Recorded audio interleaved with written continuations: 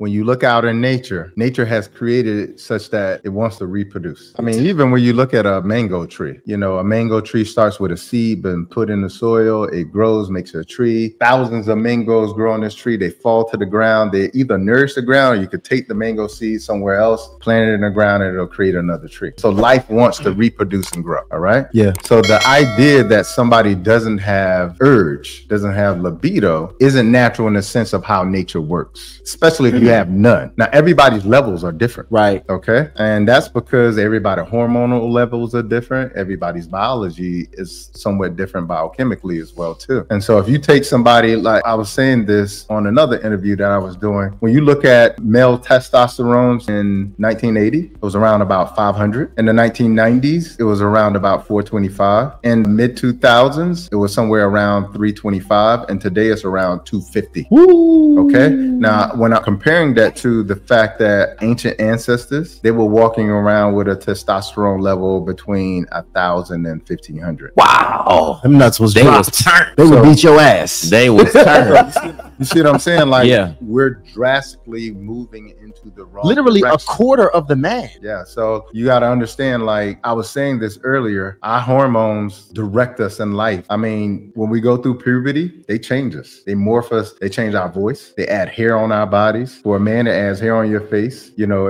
your balls drop. It changes you, okay? Hormones change a lady too. You know, they create breasts. They change her, okay? So the reason why I'm saying that is because what's normal today is really just common. It's not normal, okay? Just because something is common, meaning a lot of people have low testosterone at 250, 300, does not mean that that's normal, okay? So which means that you're going to be moving through life, not how life in its optimal, you know, situation would have you. You see what I'm saying? So that's why I believe that, you know, you're seeing 33% of men not having sex. You're seeing infertility rates go up, both with men and women, because we're shifting so much because of our health is plummeting so much. So the infertility issue, is that completely separate from like erectile dysfunction and the issues that come with that, or are they married together? No, it's all connected, because you got to understand our sperm counts are about 50% reduced. Jeez. So like if we were at 1 million, now it's at 500,000. So everything is shifting. That's what I was saying earlier about health. When you're unhealthy in one place, you're unhealthy every place, especially with hormones. If you got a thyroid disorder, it's going to throw off every other hormone in your body. If you got too much estrogen in your body, it's going to throw off every other hormone in your body, because they don't work independent and separately of each other. They work together. So when one is thrown off, all of them is thrown off. So if you got an insulin issue, insulin is a hormone, okay, created by the pancreas to lower our blood sugar. If you're producing too much insulin in the body, guess what? You're going to throw every other hormone off in the body. So I just want to confirm the thyroids and the fibroids and the insulin, all hormonal imbalances. Not fibroids. Not fibroids, but okay. A lot of people have what's called Hashimoto's, or they have hypothyroidism, meaning they're not producing enough thyroid stimulating hormone, okay? When you're not producing enough, the body has to compensate. It has to adapt. It will shift other hormones in the body. Now, initially, that's helpful for you, but eventually that adaptation or compensation creates dysfunction in the body. Different problems. Yes. That actually makes a lot of sense. I mean, just even when you think about the times we in, with the lack thereof, you know, the things that we're receiving in our body and our foods and just the hormones we have, intentionality in your health is like really mandatory at this point in time. Like, you really have to understand what's going on with your health and with your body, people. So I'm really like, y'all really need to make sure y'all tapped in and listening to this conversation. Is there a way to measure the libido levels in your body? Is there a way to measure that? Or is that just kind of a feeling of like just kind of understanding your sexual arousal? Subjective. I think it's more subjective. And see, the reason I asked that is because we literally had a young lady on here that said, yo, I'm with my husband. What was her name? Just the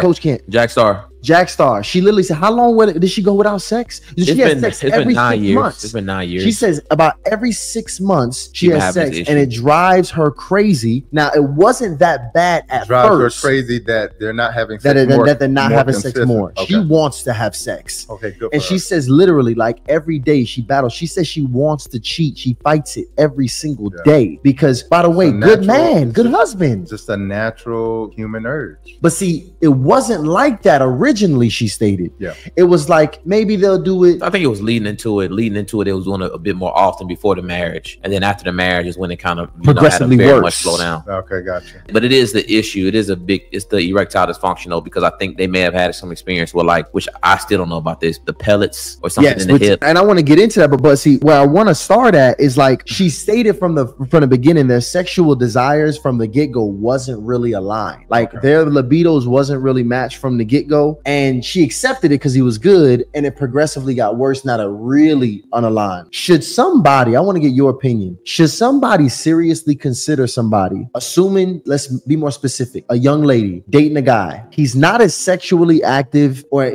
not desiring sex as much as she would like, but checking off a few of the other boxes. Yeah, for sure. In your opinion, do you think she should look at just going a different direction altogether in a guy solely based off his sexual desire, or is that something that she should look to compromise on when having a long-term relationship? I always say, like, is a non-negotiable or is it negotiable? You got to know what your non-negotiables are. And if that's non-negotiable for her in terms of like intimacy and, having that connection where like it's consistent sexually and they have the same energy, if it's non-negotiable, then you should not make the choice to be with this person, because ultimately you're going to end up where you are now. Now, if it's negotiable, like sex isn't everything for you and you can deal with intimacy in other capacities, then fine, move forward. But just understand that, you're going to get what you got, and so I always tell people it's just based upon the relationship. Is it a non-negotiable? Is it negotiable?